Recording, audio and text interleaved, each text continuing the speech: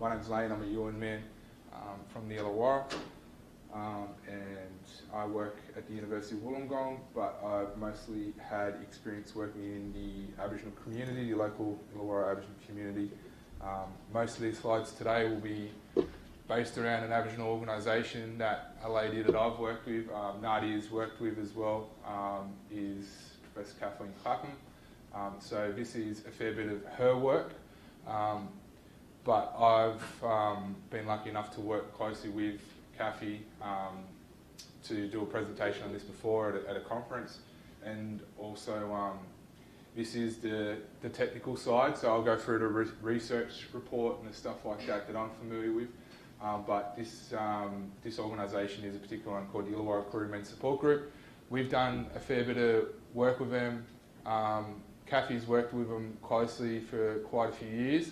I've worked closely with them through my jobs that I've worked with. I've sat on their management board. I work closely with them now in my work now, doing some research with them. And the champion of the organisation is my biological uncle. So when we talk about Uncle G in this, I'm talking about my actual uncle.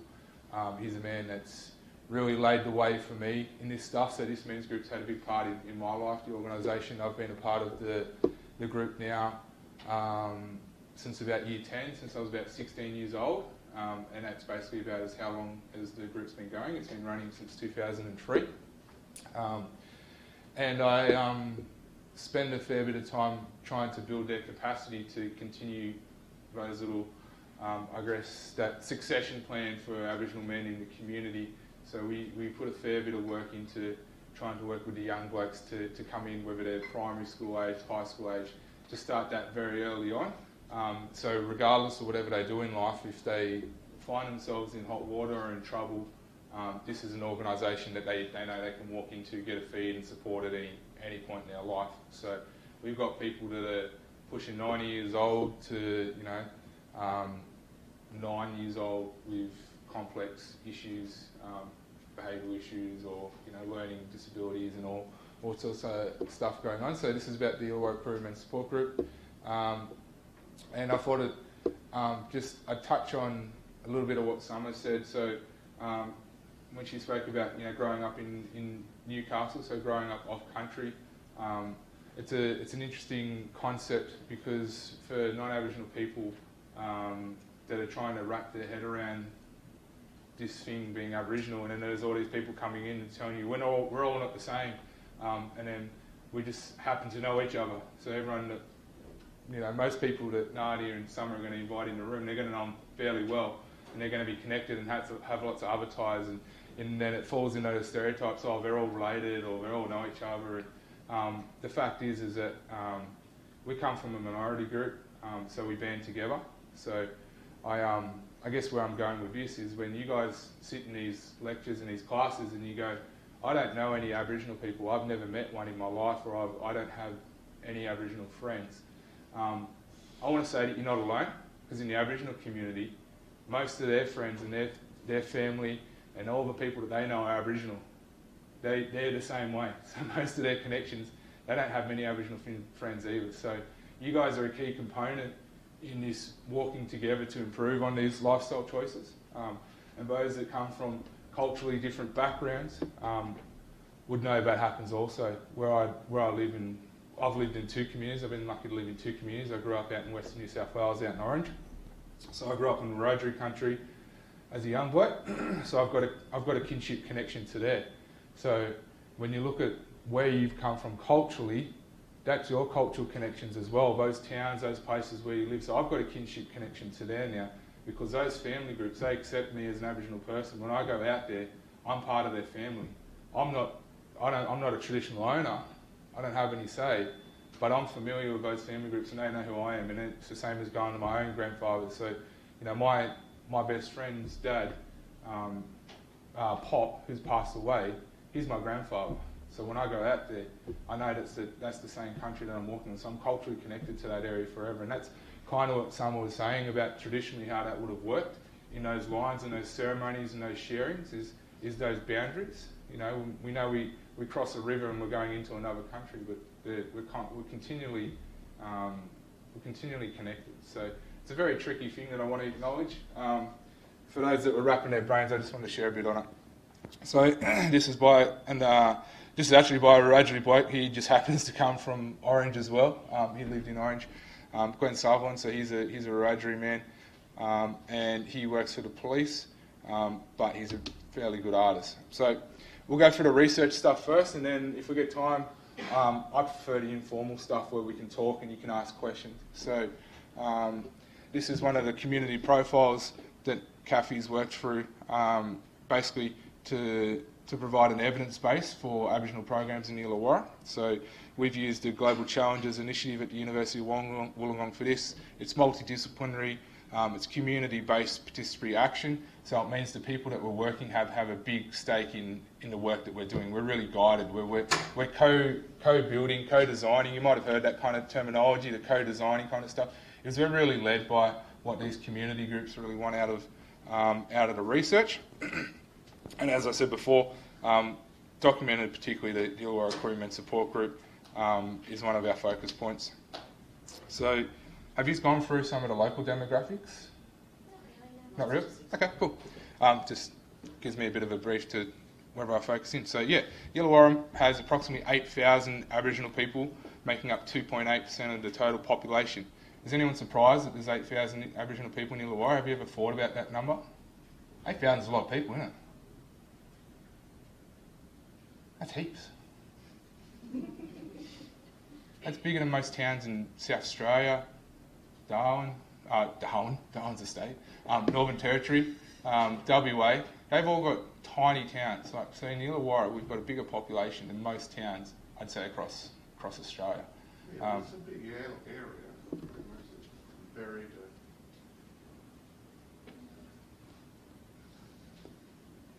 Yeah, I'd say that.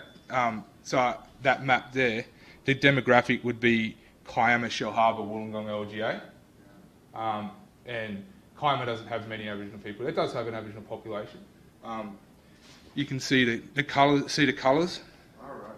Yeah. So the darker colours show you where concentrated. So see that over 7% Dapto. Is anyone familiar with Dapto? Coonawarra, up the back. What's that area to you? What does that represent? Most people would associate that with the low SES. Low SES. Yeah, low SES. So when we're talking about the missions and the Aboriginal reserves, always keep in mind that Aboriginal people have been displaced. So these populations and where they are have been put there. So if you have a look too, there's quite a few with 3 to 5% percentage. That's massive. 3 to 5% of the population. When we say 3% is the average. So I live around Rurula and Barrack Heights. That's all orange. Like we have black kids riding through the streets all the time. You'd be hard pressed to say I don't know an Aboriginal kid where I live. Like they ride around in groups of 20. Like you'd have to have blinkers on. Yeah, you'd have blinkers on. But as we move out, we see the reductions. You know, the lighter ones are at a 1 and 2%, and whites obviously they're mostly farms, the white ones, but the light cream 1 to 2% at the more affluent areas. Okay, so outside of Shellharbour. So be mindful of that when we're thinking about populations. So the low SES and the reserves. And the displacement, so that becomes a big part in that disruption to the culture that we were talking about, about losing some of that culture in some respects.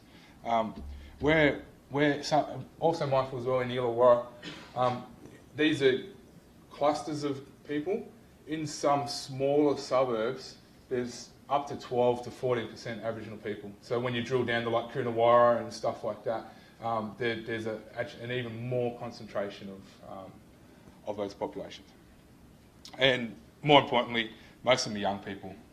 They're young people. It's the opposite so for the social determinants of health. Have you looked at the age stuff a bit? It's the opposite. So we've got the baby boomers in the non-Indigenous population, the bigger populations on that end, and they're slowly moving. We've got the other end where there's more people getting born and younger living. A little bit to do with equating it with the life expectancy. It's not all to do with life expectancy. It's Aboriginal people actually having more babies. It's pretty full on. So this is the process of engagement for our research. The aims of it. So research, understanding the impact of Aboriginal organisations within regional contexts through a mixed methods case of ACCO, which is Aboriginal Community Controlled Organisations. And we did community engagement, capacity building activities, so involved working with the team members of the organisations, working with the men's group, doing workshops, lots of capacity building stuff. So you've got these big dreams that the organisations want to do. They're not always, as we'll see later on, resourced enough to achieve that. So it's about working with them to meet these dreams. When we talk about the board, interestingly enough, the board's, it's quite unique in terms of, when you think of a board in the terms of a non-government organisation, so like you're talking about your Bernardos or your Mission Australias, who all have governance boards, they're all not-for-profits. They're mostly sat on by professionals. At the men's group and a lot of other Aboriginal organisations, we've got a lot of elders and people who are doing the best for their community, but it's a different skill set altogether. So that's where some of the capacity building comes in. And if you're really interested in it, there's a massive push on governance for Aboriginal organisations. They're getting drilled about governance all the time because our older people didn't get to go to school. So they can't read and write properly, some of them, and they can't comprehend. And it's an interesting place to be, actually. It's really interesting, is what I'm saying, is just think of the dynamic of how that works when you're sitting with a bunch of old fellas and they're saying, we want to run a youth program, and you're trying to talk to them about work, health and safety, and you've got to feed them and you've got to do this and that, and it's a really interesting place to be. And so there's a whole process behind it, with the whole honeycomb thing. It's not your cookie cutter, straightforward research project. We get people in the room, talk about, Nadia, were you involved with this one? That was the one years ago, yeah. So this is early on. This has kind of led us to this point. So probably, I think about 6 or 7 years ago, is we've got a bunch of community members in the room. And from that's how we established that we're going to focus in on the men's group. That was the kind of consensus that they agreed on with all the community issues in the area. So that's how we started working on it, is we didn't just pluck this out of thin air. This is their premises. It's an old farmstead in Albion Park Rail. They're on a peppercorn lease, which means they get cheap rent. They don't own it. They don't get to do anything in particular. It's lovely having cheap rent. But at the same time, when you're in a building that's a heritage listed building, this is an old farm. So the house is old, everything's old, you can't make any modifications to it. It's freezing cold in winter, but you've got the nice open green spaces and stuff like that. This is something that's been fought hard for as a premises for these guys. We've been going for, just over 15 years, 16 years, 16 years this year. We used to meet in a park. We used to meet in a park, and the AMS, the Aboriginal Medical Service, used to help us with a bit of food, and that used to be very bare bones, very basic. Meet in a park, have a feed, have a yarn, and that's how this built up. We used to be across the road, in that same area in a little mud brick building. It was kind of like a little tea room. Whoops, that's the men's group. It's kind of like a little tea room. But anyway, it's a premise is very important for you, like, to have that feeling of belonging. So this is the men's group. As you can see, they've got the mural painted there, the whale. So this shirt that I'm wearing now is a men's group shirt. So this becomes a big part I'll talk about later is the imaging and that sense of belonging. So these are their programs. They've got a physical health and wellbeing program aimed at older people and people with diabetes and chronic diseases, and weight issues and all that kind of stuff. They've got the work with the youth, and they've got their Friday men's program. Over the year, it's something ridiculous. Like they feed up, I think they do like 8,000 meals or something like that to Aboriginal people, Aboriginal males, mostly across the whole of the year. What they're doing at the premises is actually quite, it's underreported. Like, it's really exciting to be in this space because they do so much and get so little back for what they do. And they generally don't charge people either, which is pretty interesting. So the organisation is building on trust between each other, between members of our community, committed to each other, making our team work, to making a difference. This is their Community Bowls Day. They do it every year for their NAIDOC. there's a whole bunch of men. As you can see, different ages, dynamics, a whole bunch of things going on. But the blue shirt. So the blue shirt becomes a big identifier in the community. When we talk about the men's group, when people say the Aboriginal, the Koori men's group, when they talk about the Koori men's group in Illawarra, most people, schools, community group, NGOs, they know exactly what this shirt means. They know what it stands for, they know the values. And that becomes really, really important because there's so many negative stereotypes out in the community. This program, this organisation becomes a pushback on that opposite thing. They're out there at community events, they're cooking feeds, they're having yarns with kids, they're mentoring men, they're mentoring young men, they're supporting elders who are having falls every second week and going in and out of hospital. There's no drugs, no alcohol. You can't turn up there if you've been drinking, you can't turn up there if you've been on any drugs. And the men know that. So it becomes a really important symbol, a symbol in the community for I guess, positivity, because we often don't get that in the Aboriginal community. The social analysis, so this is a bit of a survey that we did. The main thing is down the bottom there. Found them to be highly networked, highly involved in activity, highly engagement in cultural activities, and not typically funded for the work they do. This is quite typical of non-government organisations.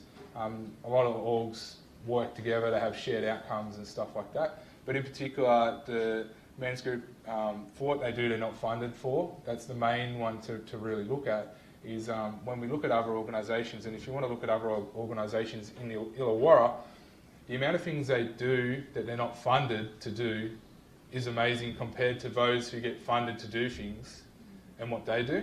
So the organisations, Aboriginal organisations that are not funded to do things generally don't do it. So if they get funding to do something, they're going to do it. Sure, give me $500,000, I'll do that. But the ones that aren't are doing a whole bunch of other crazy and innovative things. It's a really interesting dynamic to see. This is some of the words that come out. It's a bit boring, a bit sleepy. Yeah, does anyone really want to read all that? Go nuts, see if you can. But I've talked about nearly most of that stuff already. Sorry, just Koori? Koori, yeah. So you're not familiar with the word Koori? Not really, no. Nah. Yeah, Koori. Koori is kind of, it's essentially the same word, but most of New South Wales, so a majority of New South Wales and Victoria use Koori as a generic word for Aboriginal. Yeah, for being an Aboriginal person. Yeah. They spell it differently in Victoria, but it's pronounced the same way. It's used in the same context. It's essentially the same word. So yeah, Koori is Aboriginal. So basically, when we say Illawarra Koori Men's Support Group, you're saying Illawarra Aboriginal Men's Support Group. Yeah. And there's different words around the country. So there's like Noongar in Western Australia, Nunga in South Australia, Murray as well.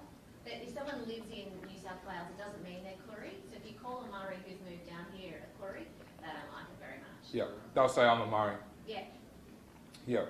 But yeah, same as if you call them a Murray down here, if you call a Koori person a Murray, they quickly differentiate that they're... I'm not Murray. I'm a Koori. Yeah. Had a big influence. So the focus on the cultural affiliations, I guess you'd call them, and those tribal kind of affiliations that are becoming more and more out there today. These weren't as big in the land rights movements and all the rights movements back in the day. So Aboriginal was kind of the one that was mostly, that was the PC one that was used, and the formal day-to-day community stuff was Koori. You wouldn't hear blackfellas say I'm Aboriginal, they'd mostly say Koori. Now it's pretty common to hear Aboriginal, but for a long time it was just Koori, in New South Wales. Koori. Yeah. The document I gave you in week 1 regarding terminology talks about all of that within each state's sort of preferred terms. Yeah. And then you get, so there's Murray, and then, you'd be pretty safe. Like if you're going to be working with Aboriginal people and you've got an interest field, I'd say being familiar with these words is quite a good thing. It shows an interest. It shows that you're invested. It's quite. I find it a bit safe. Like from coming from an Aboriginal perspective, it'd be safer to say, "Are you Koori?" to someone than saying, "Are you Aboriginal?" Because if they go, "I've got no idea what that means," you can just go, oh, "Don't worry." They're going to have no idea. Don't worry, it's all right. Thought you might have been Aboriginal. And that's it. But yeah, thanks, man. Is there any other kind of questions like that? Like, I love that stuff. Like, yeah. So there's Koori and Murray. What are the other ones for like the other states?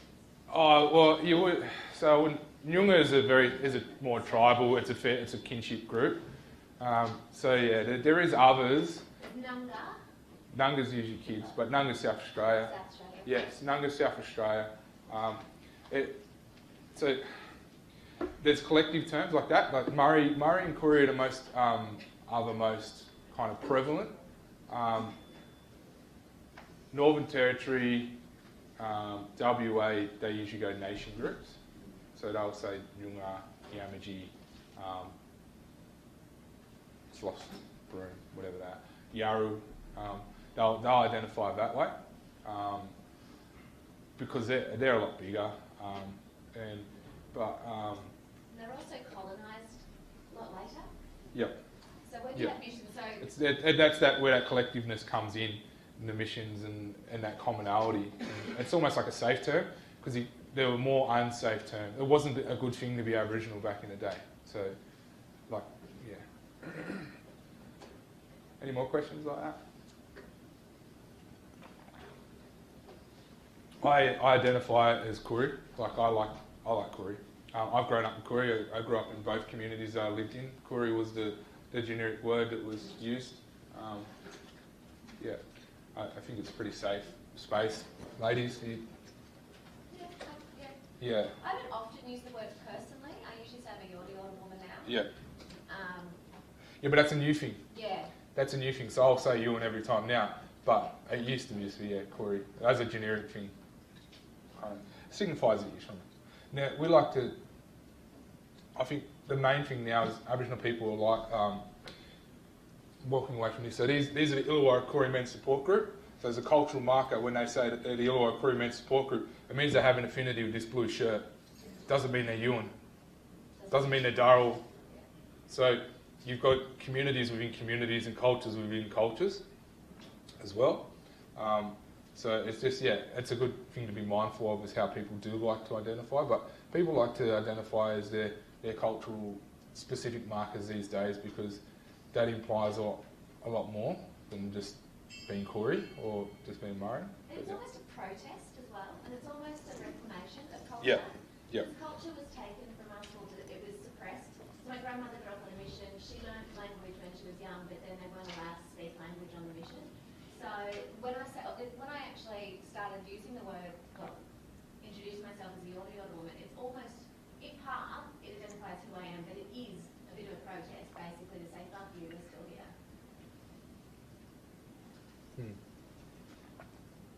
Yeah, I agree. And yeah, it's a point of difference usually. It's usually to draw a line in the sand. But yeah, we'll keep moving on.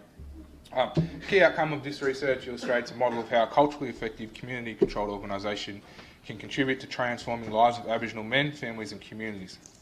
So there's a few key aspects that get drilled out in the report. If you're really interested in the report, I can share a report with you guys and I'll share the slides. In the interest of not boring you to death, but just look at the overarching stuff. So this has come out of the research. So to respect the self-esteem, usually we've got a little quote here. So you learn from the uncles, all they've learned, and you go back to the good old days, the good old ways of living, which is sadly lost in some generations. But this is where it is. This is where the keeper of knowledge is here, and the men out in the community, you can feel that, you see the blue shirt and you're instantly attracted to it. They bring... you had it? Yep. They, Yeah, I'll forward it. You can see that blue shirt, you're instantly attracted to it. They bring a lot of knowledge, a lot of honour out in the community. So, like some of this stuff, because I'm so familiar with it, I've already spoken about some of it. It's just been embedded in some of my DNA. But this isn't just me. I guess this is my backup. I'm not making it up. So this is coming from the men. This is what they're saying. Self-esteem. It helps your own self-esteem, knowing that you fit in and you can sit down and have a laugh with the guys, and if you want to, you can have a cry. Pretty important thing. You have a cry with the guys. Like, it's massive. They won't go out and say, so-and-so broke down today. So there's that confidentiality that happens amongst the group. No one else needs to know about it. It's something that should be passed down to all men. There's a lot more to life than being a man. So it's massive. It's them supporting fellas in the depths of depression or whatever they've got going on in their lives. And you're talking about some guys that have been, from that low SES and systematically come from really bad backgrounds. And we're talking about sometimes teaching 40-year-old men how to cook, how to clean, really basic life skills that some of us take for granted. And it's amazing to see that, and to be able to talk about your emotions is massive. So the support, blokes coming back, they're talking about it because they're getting help, they're getting support, they're letting out their emotions, they're getting trust with people. Health, a lot of men don't go to doctors, and we do some of that here. We'll have blood checks, check our sugar levels, heart rate, exercise, because everyone needs it. If we older blokes don't do it, we become a bit more stiff and then cut back on what we do. So they're more in tune with what they need to do with their health. We're talking about like older men, and as a rule of thumb, men don't access health services as much as they need to. Aboriginal men, isolated, low SES Aboriginal men, even access them even less. So the men's group, they get the local AMS to get the health worker to come out. They do observations, they get their weights done, they check their blood pressure. They make that a normal part of their life. So all these kind of basically routine health checks pretty much every Thursday, which is amazing when you're talking about diabetics and lads living with heart disease and those kind of things. So what actually happens is you get those rare occurrences where someone comes in and you go, mate, you need to go to the hospital, or you need to go in for you need to see a doctor right now, which could potentially save someone's life. Is anyone doing health as a full-on discipline? Yeah. Show me somewhere that works with 40 men in a day, Aboriginal men in a day, and I'd be very, very surprised. The AMS, the local AMS, would be lucky to see 20 people in a day, and that's with 3 doctors. It's pretty amazing the kind of stuff that they're doing. Not to say that these guys are the best, but again, going back to what they get funded for, they don't get funded for that. That's just something they... Yeah, at the moment. Capacity building, I'm trying to push them to get to a stage where they can employ a female. There's only one day a week where it's a men's only day as a safe place for men, that they know that they can go there on a certain day and not have to deal with, not have to encounter whatever the gendered stuff might do to them. And that's purely just to provide a safe day for them, where they know that they can just be a man, they can go cry and whatever, they can go and swear and fart and burp, or whatever they need to do.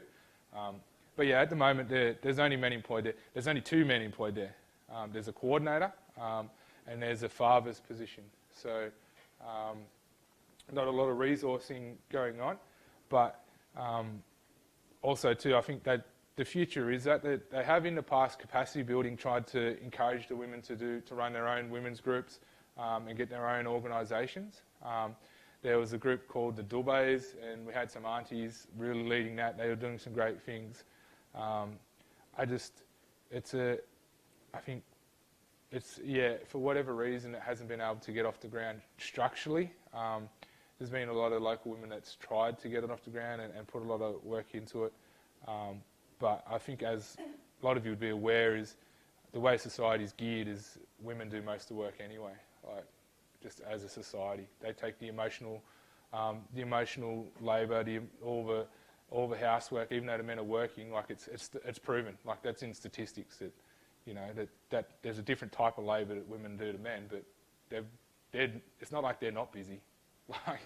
they're just as busy as the blokes. So it's interesting though. Like we have pushed hard for it, and it's just gotten to a point now where the men's group have to let the women do that, and if they do it, they do it. Did you have anything to do with the door? Do you remember hearing about it? No. It was mostly a southern suburbs thing.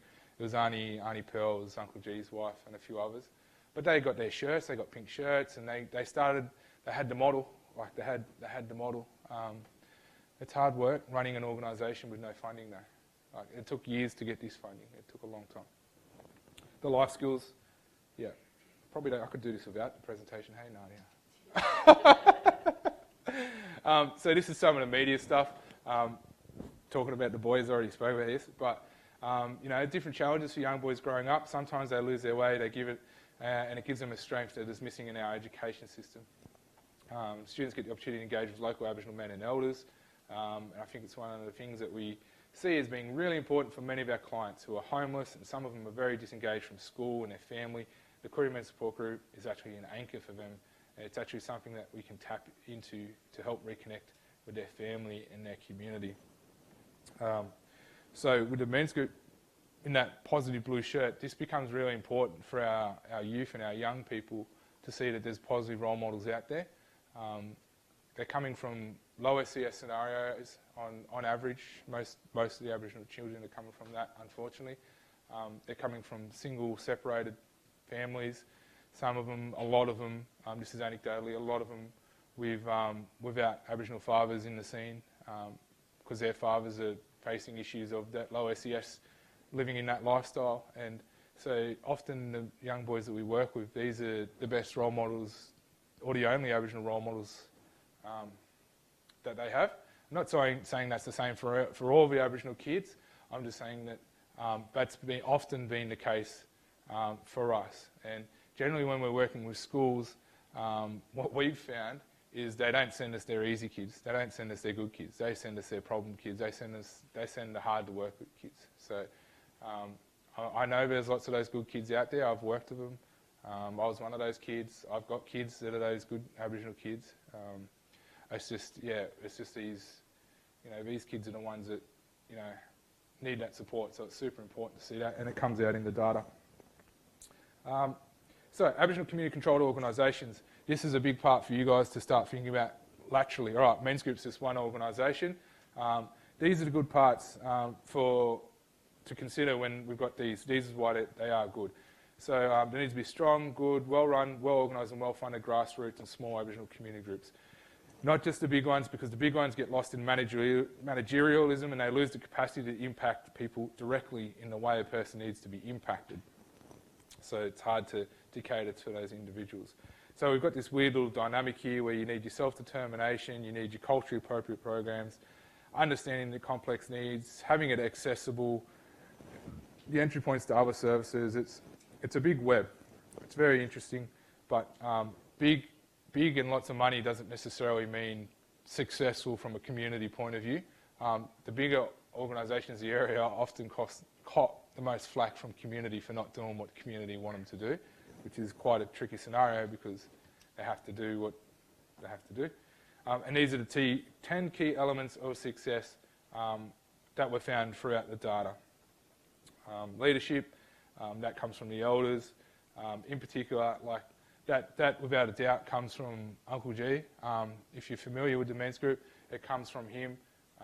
He's innovative, he's brash, he'll step on toes, he'll ask people for money, like he does the things that you need in a leader, like he's not afraid to make hard decisions or make enemies of people, like he's a good bloke, but he's a leader, he's that kind of definition of leader. So you need those people in your organisations. I'm not sure what would happen with the men's group if Uncle G wasn't there. He's 70-something years old. He puts in close to 40 to 50 hours volunteer every week, doing all sorts of things that most people just wouldn't do. You need your key personnel. You need a holistic approach, so you don't need to just worry about putting a feed on for the men or just picking them up. You need to be thinking about all of their needs. So that community-based, the healing's a key part, and that belonging. So the blue shirt again comes through there. A strong value-based ethos and the trust and confidentiality. that comes down to some of that stuff I was saying before. No drugs, no alcohol, all love, all trust, you know. We're not going to tell anyone about what goes on or your family, but don't you bring any of that other stuff in. So it becomes a big part of the program itself. A unique service at no cost, meaningful programs, highly connected, and I guess most of the stuff that I've been describing is this is what we've described as a IKMSG pedagogy. That's the name of the organisation. So they've got their own way of doing learning and teaching that's quite unique.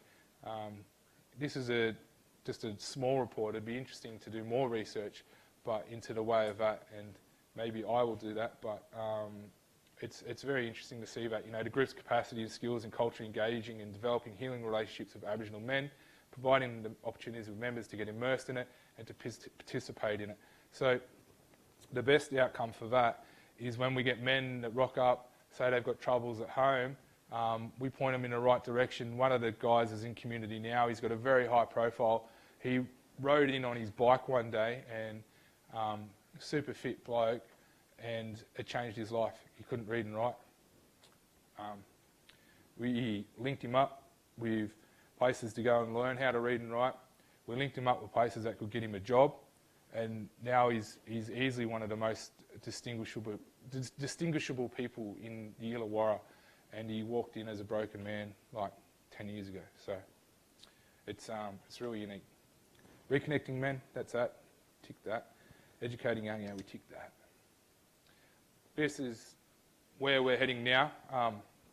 So forward thinking, Kathy's always looking out to, Professor Clapham's always looking out to keep building on the research that we're doing. We've got a particular emphasis on the southeastern corridor of New South Wales. So kind of Sydney, but not real. We don't focus too much on Sydney. It's mostly this Ewan kind of boundary in the Darrell area, down to as far as we can go down to Bega and Victoria. So still New South Wales. That's big enough as it is. That's tricky enough. We've got a few things that we try to focus in on. We're always trying to work with people doing their PhDs. We're working with the Aboriginal Medical Services. We're doing we're doing workshops for the community orgs. We just launched an Aboriginal Research Centre. There's lots of cool stuff in that you can read about if you want to go back through the slides. Power, that's the end, I think. Conclusion, so Aboriginal community controlled organisations have a central role in improving the health and wellbeing of Indigenous Australians. They contribute to social inclusion. They've got extensive networks, and elders are a key part of this. Chronic underfunding through precarious and short-term funding arrangements depend on volunteer labour and goodwill. So that's what I was saying before about Uncle G that's putting in a lot of time. But it's not the only organisation. There's another one in the area called Kumadichi. Very, very similarly, if I was to do a presentation on Kumadichi, I could pretty much say the exact thing I said today, and you could replace male with female. And so they're the aunties doing work. It's not a women's group. They're based at the mission or a reserve, and they run out of a small hall there. So there is Aboriginal women doing stuff. There's just not a women's group per se. If you are interested in that, so that's Kumadichi Aboriginal United Corporation. I should have mentioned that then, actually. But these aren't just restricted to the men's group. This is just one snapshot. Is there anything after this? Nope. What do we got? Geez, that was a quick presentation. Yeah, questions, chats, all for it. You can go if you like.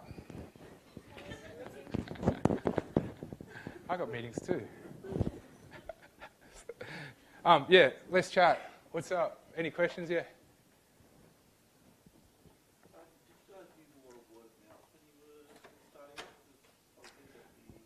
Yep. So most Aboriginal, actually, great point. Most Aboriginal organisations are word of mouth. Yeah, I'd say 90% of it is word of mouth. When the organisation gets, certain organisations are big enough that say they can get members and mail home information and stuff like that. Most organisations aren't that, I've done a fair bit of community work in the Illawarra, and nearly I'd say 100% of my work is word of mouth. It's on the blower, ringing, texting, hey, do you know about this, know about this, you know about this? And then continuing that cycle of word of mouth.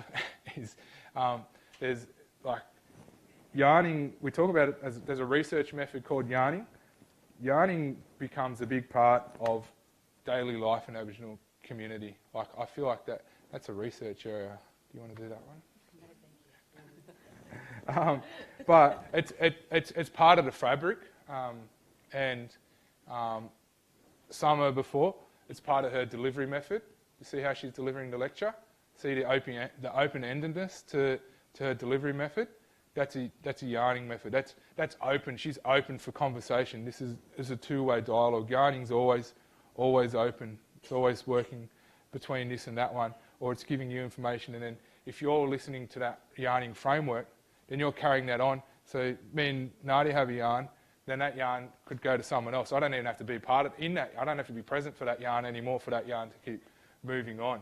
It's a good and a bad thing, but this is I was going to just share. So they're part of the modern world, and they've got. I don't want to log in. Why does it do that? All right, avert your eyes.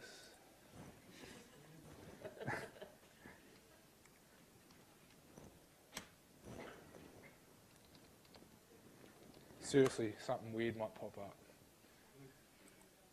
And with the word of mouth regarding programs as well, that's why it'll be hard for a lot of people here to find examples on the internet. Yep. Because there won't be websites. And if you want to work with community and do something with community, how can you do that if you don't have the extensive network? And that's why the first point of contact, it's a bit tokenistic, but they go and talk to the community, go and talk to the elders, or go and talk to these ones, because they're going to be they're your key. They're going to carry that yarn for you. And I guarantee you most of that's related to yarn. They're not. If you're working in Aboriginal community, right? If you go and meet with people and you're going to work with them, they're not going to go out there and send an email to all the 8,000 Aboriginal people that live in Illawarra. They're going to yarn to them. Like, they might use Facebook. Facebook's a great way of carrying a yarn, but it's still informal. It's still part of that sharing process. It still follows the same structure. It's the exact same structure. So this is them. They're actually really good. They post stuff all the time on their social media. They're going to make a fool of me now. They haven't posted since September. But yeah, they were posting weekly. Like, there's always something going on. Positivity, see this stuff, always moving. That's Uncle G. Yeah, there's always things going on, and you'd be surprised at where they're at. Like the stream's ongoing, you know. Boom, boom, boom. Sharing good information. They're a great example of potential for a community. There's our old fellows. This is what I was talking about. This Uncle Salty he's one of the ones that has changed his life. He come in as, what is he must be nearly 90. You know, there's a 70-year-old bloke and come in and said like he was stuck on the grog. Like he come, like, it made me cry. Like he walked in and he goes, if it wasn't for the men's group, I would have been stuck, you know, drinking all day, every day.